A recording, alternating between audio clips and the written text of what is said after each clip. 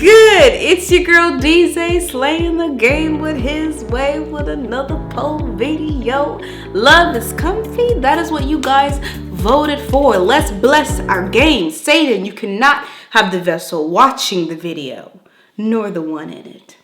Y'all, last week we talked about Jonah and his emotional wreck with God's instructions. Let's get back on that train, okay? When he was put in the sea by his friends, his homeboys was like, hey man, we gotta do something because God ain't playing with the sea now. When he was in the sea, God sent a large fish, okay, to swallow Jonah. But here is what I want you to notice. In the Bible, it says the subject Sheol. It says Jonah got swallowed by the fish, Sheol. It wasn't saying that the fish's name was Sheol. It was saying in the city of death. That means Jonah felt like he was near death. Keep listening. So Jonah was swallowed by the fish and he was in there for 3 days and 3 nights. Hey, I gotta warn you. Did y'all hear that? 3 days and 3 nights. Where you heard that from? I know you heard it before. The resurrection? Yes, exactly. Jonah was in the belly of the fish 3 days and 3 nights because he was being made new. This is called a typology. We slaying his will.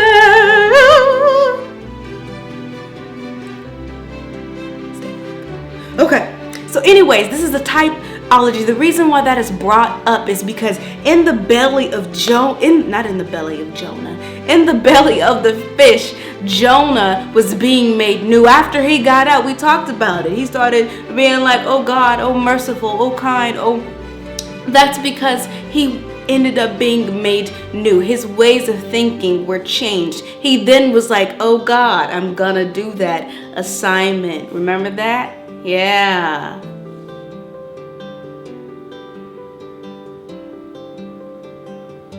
Y'all, Jonah was uncomfortable in the belly of a fish. Like he was he was where the fish ate stuff at. I bet it just stunk. In the Stay focused. Let me tell you about Paul. Paul went to the city of Ephesus to rid people of the sins of idolatry, the sins of sexual immorality, the sins of bitterness, the sins of anger. But Paul went through some stuff. Did you know that Paul was stoned in one part of his life? Man was stoned. He was ridiculed. He didn't know his left from his right. The man was uncomfortable, okay? But yet he's seeking God's own heart. Have you had it? Have you caught me yet? No? Stay with me. Let's compare and contrast. Jonah here has this disobedience and yet was put in this uncomfortable position, right?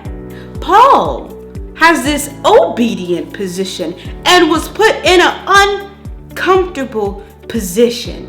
Y'all, we keep drifting to this pain because we don't know how to digest love. That's what we see in between Paul and Jonah. Jonah straight disobeyed God and stood flat-footed in it. And God still loved him and provided him with protection with the plant and mercy. And then Paul, we have him choosing the pursuit in the midst of uncomfortable, in the midst of pain, in the midst of doubt. Here we see 2 different digestions of love. The one we need to be is Paul. Keep listening. If you don't know how, if we continue to not want to pursue the digestion of love and understand it, we make our own definition of it. And I don't know if you have a mama or a daddy or somebody who being an example of it, but we're gonna keep making definitions of it if we never experience it. I know, blew my mind too.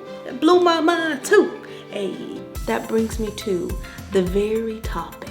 Love is comfy. The very fact that we have to ask that question reminds us that we have to switch perspective. Listen, if God is love, doesn't that mean our love is forever growing?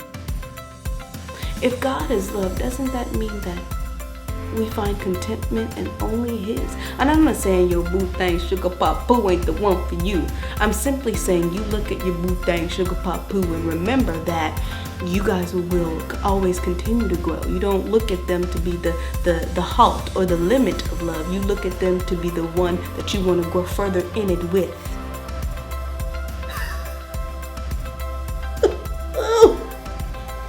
No matter the child, you want this love. No matter what it looks like, you want His love. And guess what? God is vice versa. No matter what you've been through, He for you and He gonna provide for you. No matter what it looks like, He gonna help you get through. Did you catch that? No? You didn't catch that?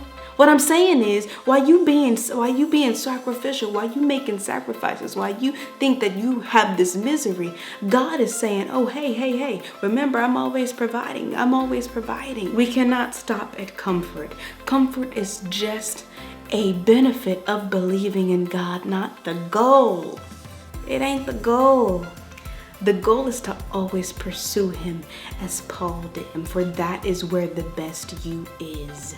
The supply of your survival guide of that best you is what's comforting. Did you catch that? Once you figure out how to digest love, you're gonna wanna give it to other people, and that is why love is comfy. That is the benefit right there. What are you gonna do with your survival guide? Oh, yeah, you right. That's another topic for another day. You right, I'm going too deep. But I'm not gonna lie, this reminds me of some people. Love you, Mom and Dad. Let's slay His way.